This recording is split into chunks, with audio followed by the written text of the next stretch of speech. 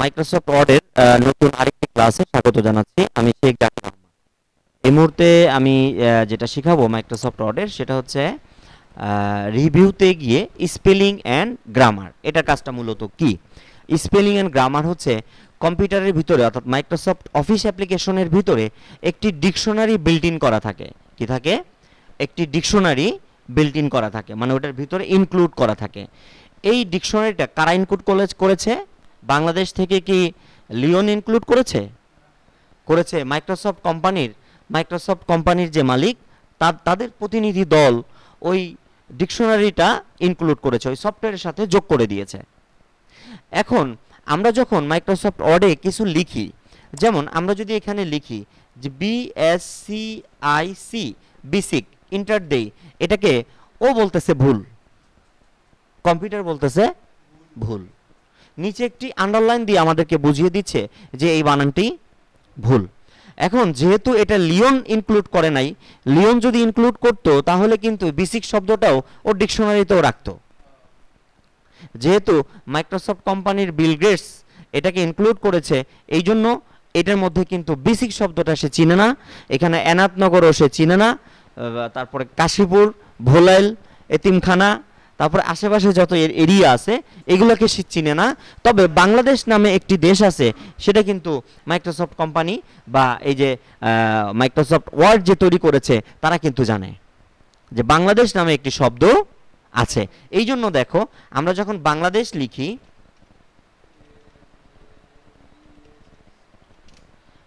বাংলাদেশ যখন লিখেছি তখন কিন্তু ঠিকঠাক মতোই এটার নিচে কোনো আন্ডারলাইন আসে নাই, এটার নিচে কোনো আন্ডারলাইন আসে নাই। তার মানে বাংলাদেশ শব্দটা ওর ডিকশনারিতে অ্যাড করা আছে, এই জন্য সে এটা দেখাচ্ছে না।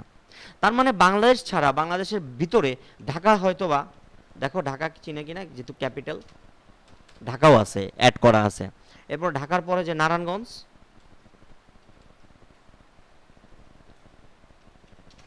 সে নারায়ণগঞ্জকে আর চিনতেছে না, শুধু বাংলাদেশের রাজধানী ঢাকা এই পর্যন্ত সে তার ডিকশনারিতে অ্যাড করে রেখেছে। তাহলে আমরা যে নামগুলো লিখব, যেই অঞ্চলগুলো লিখব, যেই জিনিসটা লিখব, সেটা যদি ওর ডিকশনারিতে না থাকে তাহলে সঙ্গে সঙ্গে নিচে একটা আন্ডারলাইন দিয়ে আমাদেরকে বলবে যে এটা কিন্তু ভুল। বেসিক লেখা আসলে কি ভুল? ভুল না, এটা কিন্তু আমরা সংশোধন করব না, এটা ঠিকঠাকই আছে, ও ডিকশনারিতে নাই। কিন্তু যেই বানানগুলো ডিকশনারিতে আছে আমরা অবশ্যই ওই বানানগুলো ডিকশনারি থেকে হেল্প নিয়ে, অর্থাৎ কম্পিউটারের ভিতরে যে ডিকশনারিটা আছে ওটা থেকে হেল্প নিয়ে আমরা সংশোধন করতে পারি। তাহলে বলতে পারি তাহলে কোনগুলো ডিকশনারিতে আছে?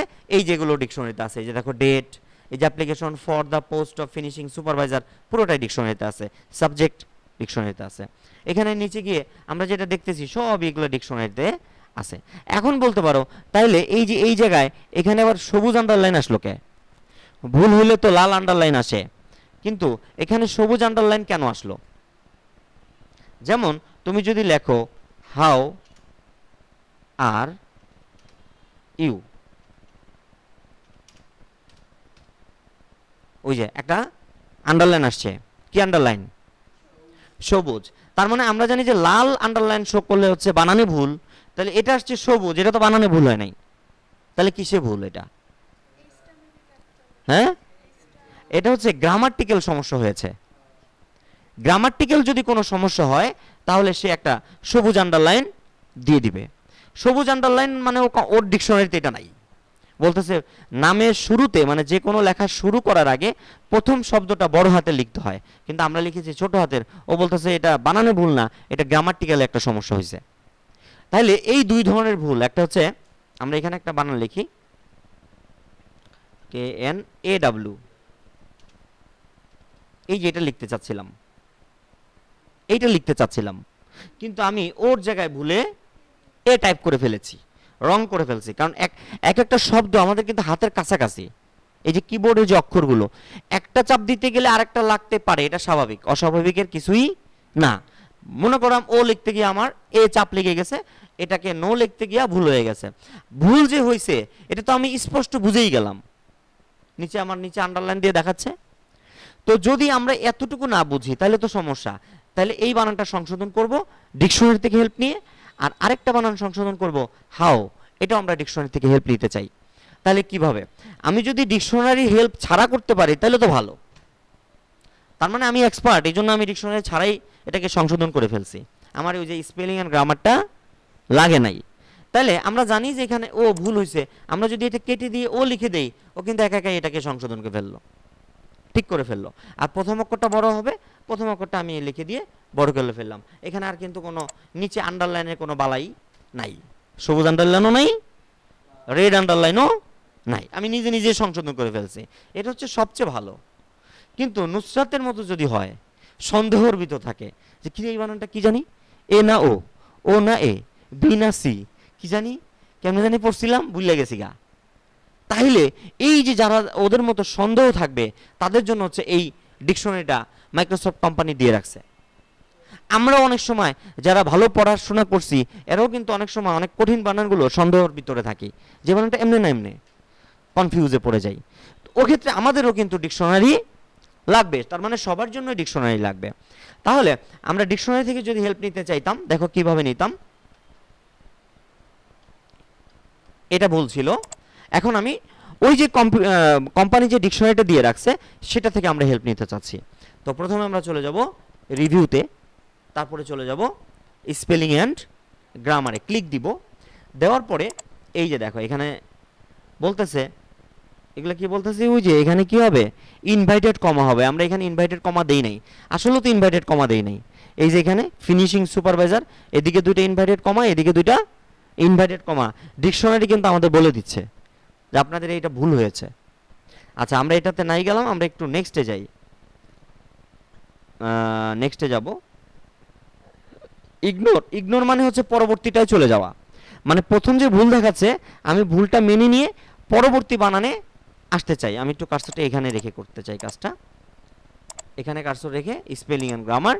এই যে প্রথমে হচ্ছে বেসিক, প্রথমে নট ইন ডিকশনারি, ও বলতেছে কি নট ইন ডিকশনারি, মানে ওর এই বানানটা ডিকশনারিতে নাই, তা সাজেশন দিচ্ছে, বলতেছে এইগুলো আছে।